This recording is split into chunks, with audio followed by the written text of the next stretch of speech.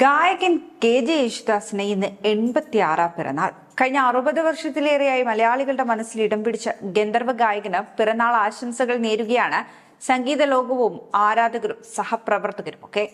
1940 ജനുവരി 10 fort കൊച്ചിയിലാണ് യേശുദാസ് ജനിക്കുന്നത്. പ്രസിദ്ധ സംഗീതജ്ഞനും നാടക നടനുമായിരുന്ന അഗസ്റ്റിൻ ജോസഫ് ഭാഗവതരുടെയും എലിസബത്തിന്റെയും മകനായിട്ടാണ് യേശുദാസ് ജനിച്ചത്. ഈ ദമ്പതികളുടെ 7 മക്കളിൽ രണ്ടാമനായിരുന്നു യേശുദാസ്.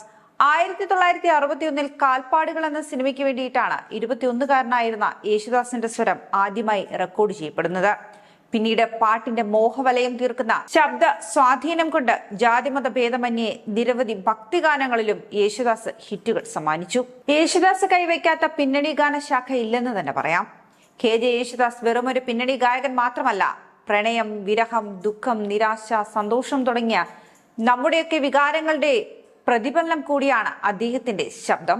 ഒപ്പം തന്നെ ദൈവങ്ങളെ ദിവസവും മന്ത്രിച്ചുണർത്തുന്ന ശബ്ദമായും യേശുദാസ് മാറുകയായിരുന്നു.